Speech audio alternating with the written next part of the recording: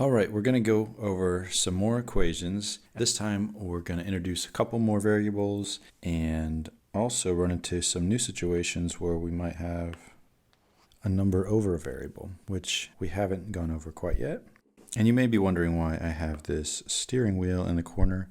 As a helpful example for this video, we are going to use some features of self-driving cars to help us understand a little more about equations. So I don't own a Tesla. I have a gas-powered car still.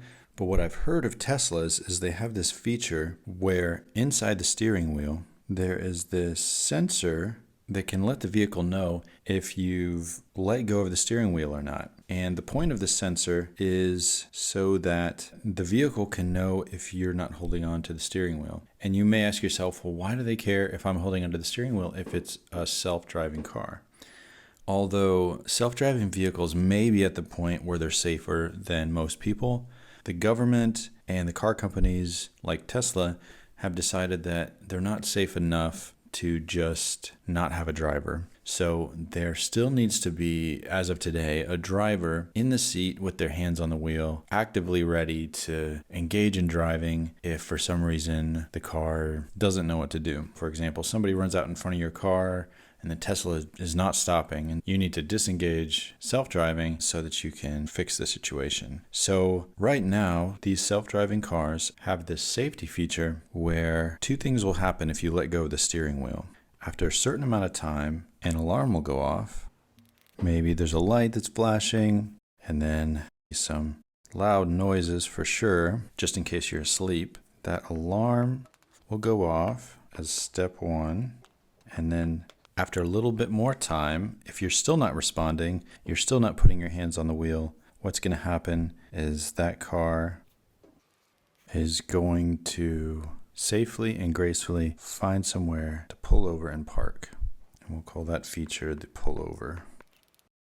So what might an equation look like that this self-driving car would use to figure out when to trigger the alarm and then when exactly to pull over?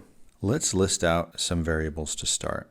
Okay, the first variable is going to be t, and this is going to be our timer. So when we let go of the steering wheel, there's going to be a timer that starts. It's going to start counting 1, 2, 3 seconds. And this is going to be our source of truth to know when to trigger the alarm and when to pull over. The second one is going to be our current speed. So the car is going to factor in how fast we're going. And you can imagine if we're going very fast on a busy road, it's going to be more important that we put our hands back on the wheel. So it's going to factor in how fast we're going, the miles per hour. Let's give our alarm time the variable a, which is going to be the time in seconds that if this timer time matches our alarm time, then we're going to trigger our alarm. So I'm going to add a little bit of space, drop down, and add another variable, and it's going to be the complexity. So you can imagine that on a straight road, like this one, for example, that the complexity may be small if there are no other cars on the road and the road is straight and GPS informs the car that it's going to be straight for a while. So the complexity is small. But if the complexity is high, let's say we're on a windy road, maybe a mountainous road, so the complexity can go from low to high. And we are going to give that a number. We'll say 1 through 10. And then finally, we have one more variable, and it's going to be p. And this is after the alarm's gone off, we have our pullover time. How much time do we wait until we have our car pull over safely somewhere if this driver is just not putting their hands on the wheel? Amount of time in seconds, we're going to call p. Also in seconds. So a and p, they're a little bit more complicated. They're actually an expression that we're going to create using some of the other variables. For the alarm time, we want to factor in speed, and for the pullover time, we want to factor in the complexity of the road. And so alarm time is going to be 150 divided by s. This is sort of a random number that we chose, but the way that miles per hour divides into it, it gives us sort of a reasonable time. Let's go over here and write some examples. Let's write our 150, And let's say S was 60 miles an hour. What does this evaluate to? How many seconds till that alarm goes off will that be? So in this case, that number will be about 2.5 seconds, which seems like a reasonable time. If I'm going 60 miles an hour, that's a dangerous speed, so I want that alarm to go off pretty quickly. Now, conversely, if we're going 25 miles an hour, it may not be as critical. We might want to give that driver just a little bit more time. And so this evaluates to 6 seconds. Okay, so this is our expression for alarm time. Okay, now what is our exact expression for the pullover time? Our hands have left the steering wheel. How many seconds do we want to wait till that car decides to pull over?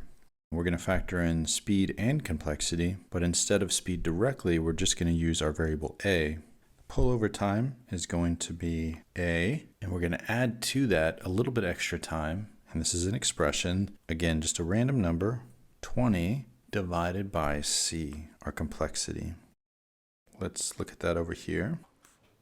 Let's say our complexity is 2. Remember, our complexity goes from 1 to 10 in our example. So that's 10 seconds. So we're going to give the driver a pretty long chance to grab a hold of the steering wheel so we don't have to pull over. This is in addition to this up here. These are our alarm seconds. And now we're calculating our pullover time. So let's think of a situation where the road is really complex. Let's go up to 10. We're going to divide that by our complexity number again, which is high now. And you can see that because our complexity is higher, 20 divided by 10, well, that's just 2. 10 goes into 22 times. So our 10 seconds went all the way down to 2 seconds. So when we add these numbers together, well, let's pick any of these. Let's say this one and this one. If we would add them together, because that's actually what we're doing here in our pullover time. So in the case where we're going 60 miles an hour and the road is very straight and there's no other cars and it's not raining and it's during the day, complexity is low. And let's think of it like this. Say we have a timeline, and this initial moment is when the driver lets go of the wheel. Continue on our timeline, and then we have a new event. This event is when our alarm's going to go off. Okay, our timeline continues here until finally the car parks itself. Okay, so this is what we're calculating. Let's remember that t here is the time our timer starts over here. And the alarm is going to go off at these alarm seconds right here. All right, and that car is going to pull over at the time that this P is. So hopefully we have a good idea of how this works. Now let's go ahead and write an equation that describes what we're trying to do here. And so we have these two expressions that our self-driving car is going to use. Okay, these two right here, A and P. And so these two expressions are going to tell us when to show the alarm and park the car. Okay, let's think of two different scenarios. Let's get our two main variables defined. Let's think of our safe situation where the speed isn't too fast. Let's say the speed, S in our case, is 30 miles an hour. Okay, and our C complexity goes from 1 to 10. We're going to keep that on the lower scale. We're going to say 2. This is our situation 1. That 2 looks like a Z. Let me fix that. So now let's evaluate our expressions. Driver has let go of the wheel and our timer has started. And now we are moving along this timeline over here. And when does that alarm go off? Well, that is going to be 150 over S. And S in our case is 30. A is going to equal 150 over 30. And our complexity is 2. Because we know these two, now we can evaluate what P is. Because if we remember, P up here is A plus 20 over C. So we know what A is, we know what C is, so let's write down what P is. This is our pullover time again. This is the time here at the very end. You can see in my timeline, this very last moment when the car decides it can't wait any longer and it needs to safely pull over somewhere until that driver re-engages and puts their hands back on the steering wheel. So that's our P, and that is, again, A plus 20 over C. And so we know what A is, so let's just write that here. A plus 20 over C. In our case, we wrote it right here. It's 2, 20 over 2. Let's move this 2 down here.